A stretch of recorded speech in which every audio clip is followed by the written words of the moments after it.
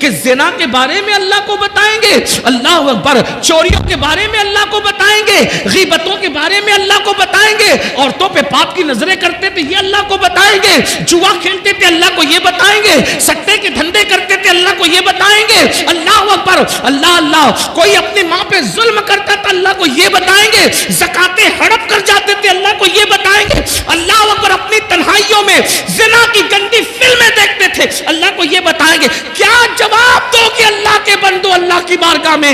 آقا فرماتے نماز چھوڑنے کی سزا یہ ہے کہ اللہ تم سے سختی سے حساب لے گا۔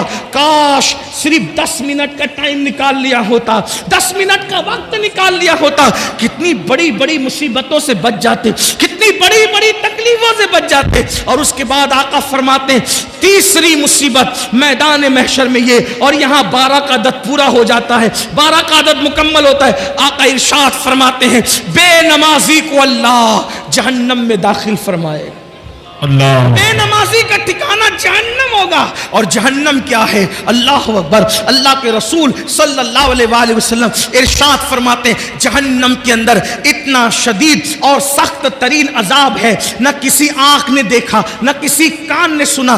آقا ارشاد فرماتے ہیں جہنم کا جو عذاب میں جانتا ہوں، آقا ارشاد فرماتے ہیں جہنم کا جو عذاب میں جانتا ہوں، اگر وہ تم کو پتا چل جائے تو تم ایسے پگھلنے لگو جیسے پانی کے اندر نمک پگھلنے لگتا ہے۔ آقا فرماتے اللہ کا عذاب جو میں جانتا ہوں اگر تم جانو تو تم اپنی بیویوں کے قریب نہ جاؤ، تم نکاح کرنا چھوڑ دو، تم اچھے کھانا کھانا چھوڑ دو، تم اچھے کپڑے پہننا چھوڑ دو اور جنگلوں میں پاگلوں کی طرح بھٹکنے لگو۔ اللہ اکبر، وہ عذاب ہے۔ صرف جہنم کے عذاب کے بارے میں آقا نے فرمایا نا بے نمازی پر تیسری مصیبت یہ ہوگی میدان محشر میں اللہ اس کو جہنم میں ڈالے گا۔ سوچو، آقا فرماتے ہیں بخاری شریف کی حدیث کا مفہوم ہے کہ بے اللہ قیام، اللہ پاک جہنم میں، اللہ جہنم میں سب سے ہلکا عذاب، اللہ جہنم میں سب سے ہلکا عذاب جس جہنمی کو دے گا وہ یہ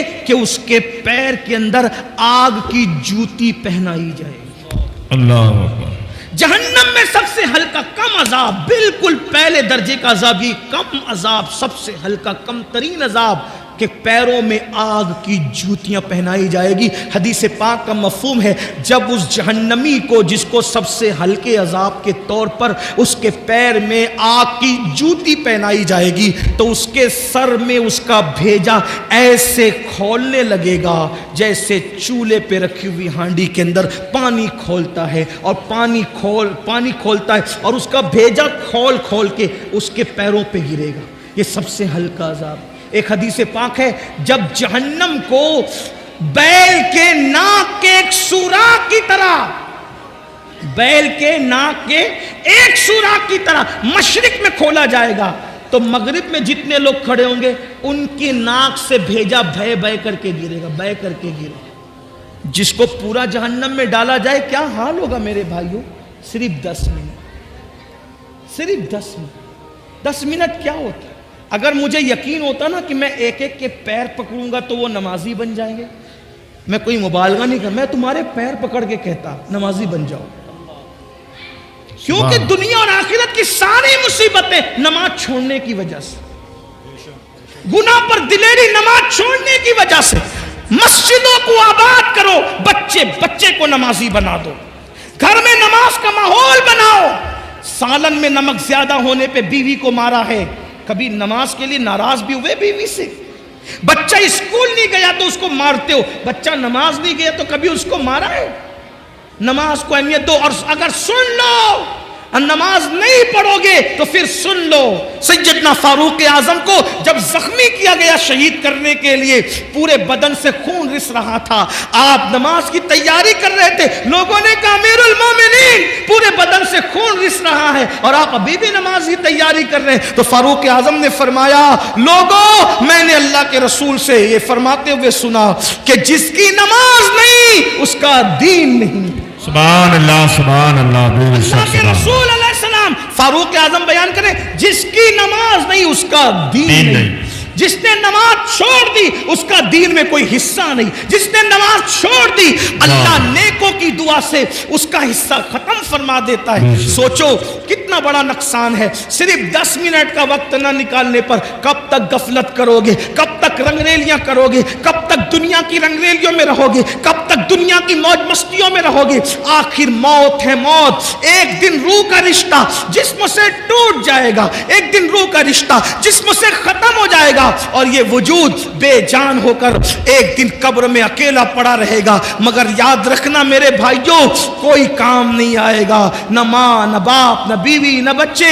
अमल करो अमल। अल्लाह के रसूल अलैहिस्सलाम ने अपने खानदान के लोगों से कहा था, ऐ बनु हाशिम अमल करना अमल, इसलिए कि जिसको नसब ने पीछे कर दिया, उस जिसको अमल ने पीछे कर दिया उसको नसब आगे नहीं कर सकता। आका ने फरमाया जिसको अमल ने पीछे कर दिया उसको नसब आगे नहीं कर सकता। ऐसा ना हो कि लोग अमल लाएं और तुम सिर्फ नसब लेकर आओ। अल्लाह अल्लाह। बनु हाशिम ने फिर हुजूर की बात पर इतना अमल किया कि हर दौर में सबसे ज्यादा अगर बामल कोई देखा गया तो नबी का घराना देखा गया। सैयदा फातिमा ज़हरा को देखो, सैयदा फातिमा ज़हरा को देखो, नबी की सगी शहजादी है। लोग सोते हैं, फातिमा ज़हरा एक एक सजदे में पूरी रात गुजार देती है। फिर उसके बाद आप देखो अम्मा आयशा सिद्दीका रसूलुल्लाह की प्यारी ज़ौजा है। अल्लाह अल्लाह, जब रातों को इबादत के लिए खड़ी होती तो जहन्नम के अजाब को याद करके इतना रोती कि सुबह को आपका दुपट्टा ऐसे निचोड़ा जाता जैसे धोकर पानी निचोड़ते हैं, वैसे अम्मा आयशा के आंसू निचोड़े जाते। इतना रोती थी रसूलुल्लाह की प्यारी ज़ौजा है। उसके बाद इमाम हसन को देख लें, इमाम हुसैन को देख लें, मौला अली को देख लें, गौसे पाक को देखें। फिर 40 साल तक इशा के वजू से फजर पढ़ने वाली जात नबी के खानदान में मिलेगी। सरकार गौसे आजम 40 साल तक मामूल रहा, इशा के वजू से अपने फजर की नमाज पढ़ी, पूरी रात इबादत करती। सरकार गरीब नवाज 97 साल की उम्र पाई। अव्वल के 27 साल दिन को भी कभी सो लेते थे, कभी रात को भी सो लेते थे। आखिरी के 70 साल न दिन को सोए न रात को सोए। बाबा कुतुब कहते हैं हमने गरीब नवाज को कभी सोते नहीं देखा, हमेशा इबादत में देखा। ये वो लोग हैं जिन पर मुसलमान नाश करते, जिन पर अहले इस्लाम नाश करते, इनकी इबादतें ये और अपने अमाल देखो। हम घमंड में, हम तकब्बुर में कि हम जन्नत में जाएंगे। मजमउज़ ज़वाइद की रिवायत है, अल्लाह के रसूल अलैहिस्सलाम ने फरमाया जो अपने आप को कतई और यकीनी जन्नती कहे, मैं मोहम्मद ऐलान करता हूं कि वो जहन्नम में जाएगा। सुभान अल्लाह, सल्लल्लाहु अलैहि वसल्लम। नारे तकबीर, नारे रिसालत, उलमाए अहले सुन्नत, बहारी तैबा कॉन्फ्रेंस, जश्न दस्तार बंदी, अल्लामा सैयद अमीनुल कादरी साहब के बिला। अल्लाह के रसूल सल्लल्लाहु अलैहि वसल्लम ने फरमाया बेनमाजी को तीसरी मुसीबत मैदान महशर में आएगी कि अल्लाह उसको जहन्नम में डालेगा, उसका ठिकाना जहन्नम होगा। नहीं बर्दाश्त कर सकते जहन्नम की आग को। जहन्नम की जब आग जलती है ना, आग जो जलती है उसमें रोशनी होती, जहन्नम की आग में रोशनी भी नहीं है, अंधेरा ही अंधेरा है, तारीकी ही तारीकी।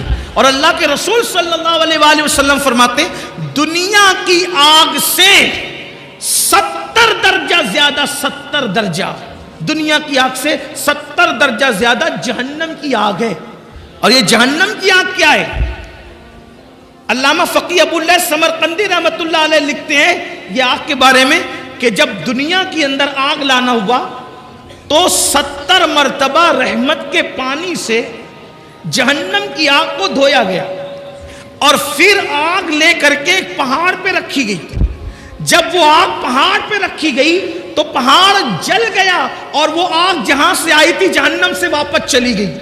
वो आकर पहाड़ को जलाकर वापस गई, यहां रह नहीं गई, आकर पहाड़ को जला के वापस गई। तो फिर पत्थरों में और लकड़ियों में आग पैदा हो गई। आप बताएं 70 बार रहमत के पानी से धुल कर किसी पहाड़ पर पड़ जाए तो उस आग की हरारत और तपिश का ये आलम है, तो वो जो जहन्नम की डायरेक्ट आग इस दुनिया की आग से उन 70 दर्जा ज्यादा वो आग है। और फिर वहां क्या है, सिर्फ आग ही नहीं है बल्कि अल्लाह के रसूल अलैहिस्सलाम फरमाते हैं वहां जहन्नमियों का खोलता खोलता पीप है जिसे आबे हमीम कहा जाता है।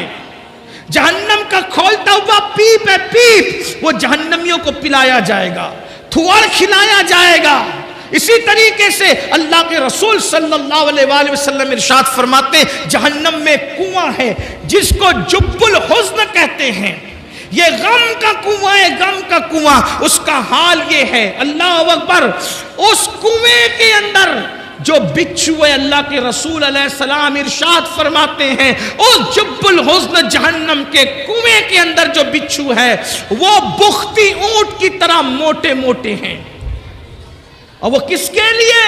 وہ بے نمازی کو ڈسنے کے لیے۔ صرف 10 منٹ کا ٹائم، آخری بات سمیٹ، میں اتنی لمبی تقریر نہیں کرتا، لیکن قاری یامین صاحب آ کر کے ہر 5 منٹ پہ بڑھاتے جا رہے ہیں تقریر کو۔ اس کی وجہ میں بتا دوں کہ قبلہ امیر سنی دعوت اسلامی آنے میں کچھ لیٹ ہو گئے، لیکن وہ اب امروہہ آ چکے ہیں، بس وہ جیسے ہی آئیں گے میری بات مکمل۔ آخری بات سن لیں، آخری بات، اگر اپنے بچوں کی دنیا اور آخرت کا بھلا چاہتے ہو، مسجدیں بھرو، نمازی بنو، نماز کی پابندی کرو، اور اس کے لیے کوئی مشکل نہیں، توجہ آپ کی، کوئی مشکل نہیں، آپ تہیہ کر لو، طے کر لو، آپ تہیہ کر لو، طے کر لو، میں نے نمازی بننا ہے۔